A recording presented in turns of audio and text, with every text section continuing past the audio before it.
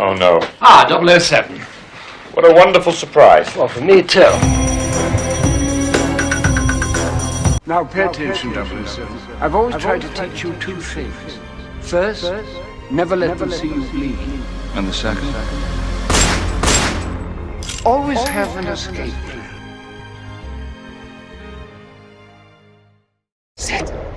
This is it. When her secret finds its way out, it'll be the death of you. James Bond, I've made you redundant. Not as long as there are people like you in the world. Come on, Bond. How's it going, everybody? Good evening, good afternoon, good morning, wherever it may be. I'm Brian Levesque with James Bond Aficionado. And I'm Christopher Morales, that one Bond guy. What are we doing today, man? We're going to talk about that little Oscar trailer that dropped. Yeah, and there's a lot to be said about it. I mean, it's leaked. I saw the Oscars from start to finish. I mean, you were there pretty much. We were talking and stuff, and you saw that. I didn't even see this little skit. It was only about 30 seconds or so. Now it's up on YouTube. It's up everywhere on Instagram. And there's so many new things about it that, we had to do a reaction video. Yeah, and I'm wondering if it was actually supposed to be for just international waters and not us in the U.S. because, like I said, we were talking during the Oscars and you said, where's this little trailer that was supposed to drop? Right. But, yeah, I mean, and along, too, the rumors were shot down about Billie Eilish and doing the intro song, which I, like we talked about again, I'm kind of glad because I wanted to be a surprise once the movie comes. But, yeah. Yeah, same here, Chris. I wouldn't have wanted to hear it during the Oscars. The reason why is because, for one, A, we don't need to know what it's about, really. Mm-hmm. B, it might give a little more hints on what the movie's about. Right. And we need as many trailers as we can get, let's say, to finally crack what's going on. So that's what we're also here for today. Yeah, we're trying to break it down, decode it, and, we're going to start out here with the opening scene. I mean, Bond and Madeline together in what it looks like Matera, right? It's in Matera. They're standing in that grave site or little mausoleum. They're pretty close together, and they say something that kind of sparks my interest, and they say, "This is it. This is it." They both say it together. Madeline saying it first, then Bond following after. But the tone in their voice, I broke it down, and the tone in their voice, it wasn't more of a goodbye kind of "this is it." It was more of them knowing that something's going to happen, kind of "this is it," if that makes sense. Oh, absolutely. And I wonder what Bond is trying to say when he's saying "this is it" as well. I wonder if he's trying to say, "This is it. I'm going back to MI6 now and working a normal job again." Right. Yeah. Or Madeline is saying, "This is it. We're breaking up because something is happening with him." And he's like, "I thought you wanted to leave this life because that's what happened at the end of Spectre." Mm-hmm. Or maybe she knows she's going to maybe even die, or maybe something grave's going to happen to Bond and it's inevitable, and she's saying that and he knows that, or we don't know. There's so many speculations about every little detail, and I mean, what's the next part that got even more interesting, right? Oh, absolutely. And if I remember correctly, this is where we see again Blofeld. Yeah. Sitting right here in front of Bond, I would assume. Mm-hmm. This is where he's sitting in the jail cell, and Bond is right there, standing in the same room, mentioning what's going on. It really has me concerned what's going to happen now. Mm-hmm. Is MI6 compromised yet again? Is there somebody behind the scenes even able to control Blofeld that we don't know about, you know? Yeah, and maybe Blofeld is really not the head of Spectre. Right, right. And, you know, that moves on to the next part, which is where we do see Safin and he's shooting into the water, which everyone's, you know, that we've seen that in all of the teaser and then the Super Bowl. And then the official trailer, we see him shooting in the ice, looking like either he's killing somebody or, you know, maybe he's trying to save them. But when I looked again in deeper, you know, analysis, it looked kind of like a female. And, you know, it could have been Nomi, just because it looked like the gears that she would wear, you know, the tactical gear that we see her in. Mm-hmm. Or it could be Madeline, because I know she somehow has to have a connection, because again, back to that scene where we see Blofeld where he says, when you find her secret out, it'll be the death of you. Yeah, and of course that mask. You know, and the mask. Yeah, it could even be Bond that's in the water. We don't know, and you know, we don't even know if he's trying to save that person or if he's trying to kill them. Well, and I'm gonna stop you right there. Sorry, Yeah. Chris, but I'm gonna stop you right there. I was watching that Good Morning America segment again. Daniel said that he was having to be underwater for 30 minutes. So I'm wondering if it really is Daniel that he's actually shooting at. Yeah, that's very true. Now that you say that, you know, that makes sense.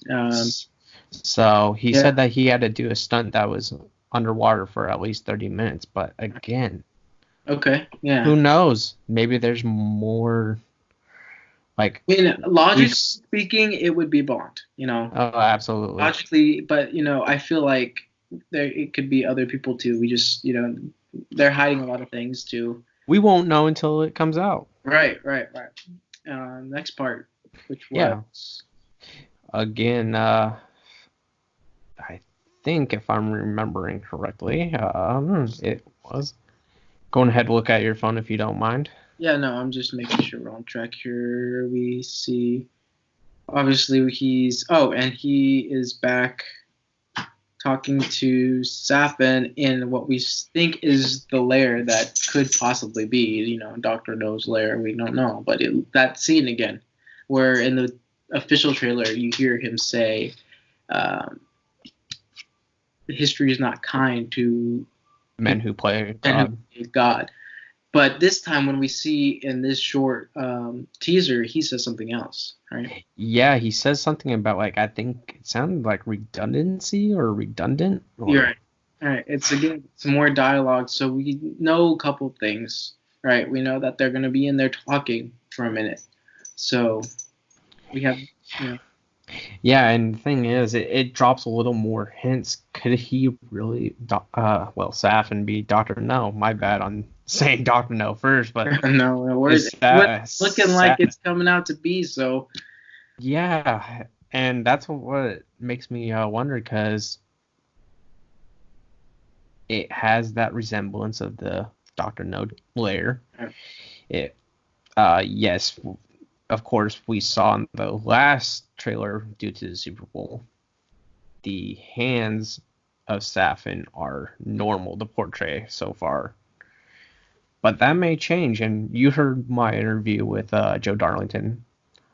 Maybe something's going to happen with those hands down the road, and especially if it's a 3-hour-long Bond movie. Yeah. So anything could happen with that character. Right. And, you know, it's all speculation now, but, you know, there's little hints again. All this is about throwing hints. And the next part is where we see M saying, "Come on, Bond." You know, we see him again in a state of distress.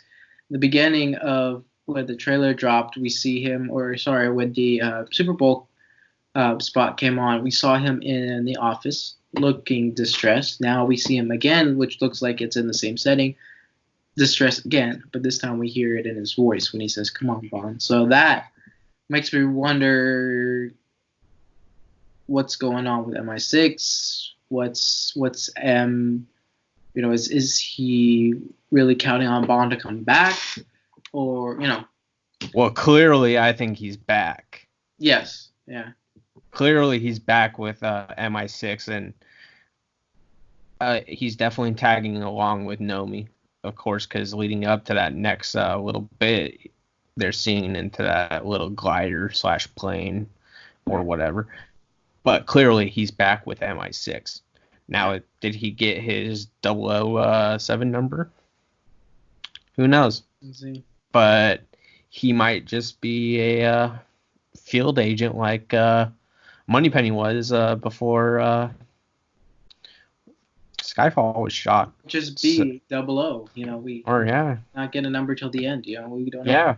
But speaking of, sorry, go ahead. No, you're fine. I was just gonna go into the conversation about Paloma and Ana de Armas' character. What do you predict that she's gonna? What kind of role is she gonna have? I think she's gonna have a very small role. Okay. I think we will really only see her when, of course, we see Bond wielding an assault rifle or an automatic rifle. I think that was the Cuba scene. And Yeah. I think it's and that everybody that was around him in the Super Bowl trailer. That is a Spectre meeting. From what I've heard. And I've actually read an article about a little bit more that was into Paloma or Ana de Armas' character, and apparently I don't know if it was a trustful source or not, but apparently her character is a CIA agent. So she could be working in the CIA. That's how Felix comes in, or that's how Bond and her get acquainted, because you obviously see her with some powerful arms. You see her with those machine guns, looking badass, shooting it, and that makes sense that I read that and that she's an agent of some sorts. But I don't know. Again, that's just something that I read, and I don't quite remember from the top of my head where I found it. But Yeah, and who knows? This film has probably been the biggest mystery in a long time. Right. We don't know much about it. We didn't get the behind the scenes stuff like we did with Sam Mendes' last two Bond films in Skyfall and Spectre. There's a lot that we do not know. And I honestly wonder, are we ever going to know much?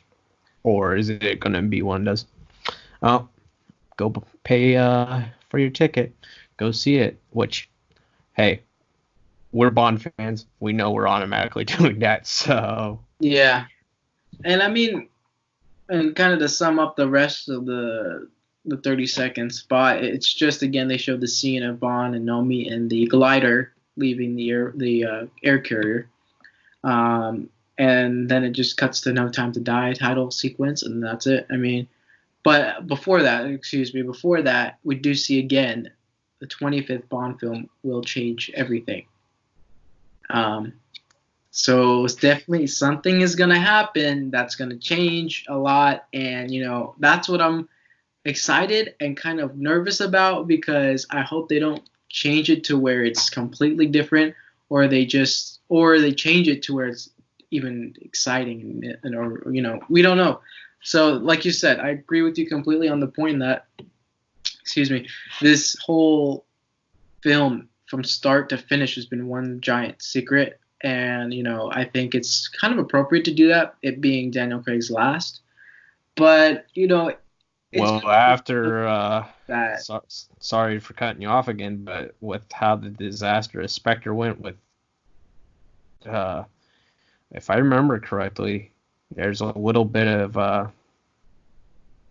I should say riot between him and Sam Mendes not getting along while shooting. There was an accident on set. There was the leaked script, which caused them to completely have to rewrite. Right. And then, of course, Skyfall was a big hit, but Spectre, it was just a disaster. And of course, it wanted him to come back, even though he was tired and saying, "Oh, I want to slash my wrist," and such. Yeah. So, But, honestly, I think this movie's going to be the icing on the cake for Daniel Craig's career as Bond. I think it's going to do him justice, and I'm really excited to see it. That's all we could say is that we're really excited to see what happens at the end. So. oh, absolutely, it will be interesting, and especially like Spectre again. This one had a lot of problems in pre-production with. So hopefully it changes. Yeah, and it's a new director, and the power behind it, whether it's music-wise or I think it's going to be something very special either way, and it's definitely going to be a movie that will always be remembered in the franchise, and.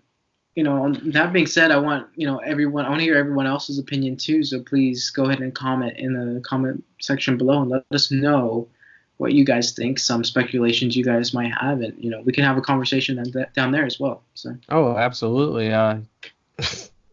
Don't stay hidden. Feel free. If you don't like what we've talked about, let us know. Seriously. Yeah. We're not going to take it personally. We're here to talk Bond and hear everybody's opinion. And right. Yeah, we might not get along with it, or we might, but we're all here to listen to everybody's opinion. So yeah.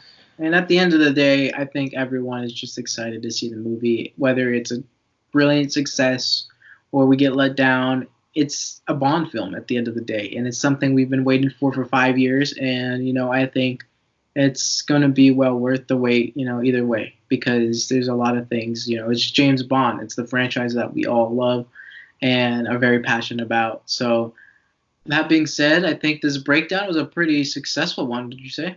Oh, absolutely. I would too. But I'm going to lead it off with one thing. Yeah. Let's say if Daniel's Bond does die, it's not the end of the world. I believe they'll bring back, they'll hire one more, or maybe it'll keep on going. You never know. Yeah. But it's not the end of the world if Bond dies at this film. Mm-hmm. And if it's another Die Another Day, it's not the end of the world. Spoiler alert, Brosnan's going to come back and do 3 more. Yeah, but still. A good shave. There you go. It's not the end of the world if... yeah, it may hurt franchise a little bit, but it's not the end of the world. We bounced back when Daniel was hired. Right. And it ended up lasting 50 years with Daniel's Bond. So maybe we can last another 50 years or even 30 more years. Who knows? The list goes on. Yeah, and that's a whole nother conversation for a whole nother day, my friend. What's going to happen after No Time to Die is another conversation that... Boy, I can go on for days with that. Oh, same here. Anyways, I hope you all enjoyed this breakdown. Again, please like, comment, let us know what you guys think. And, like I always say, let's continue the journey together in the next video.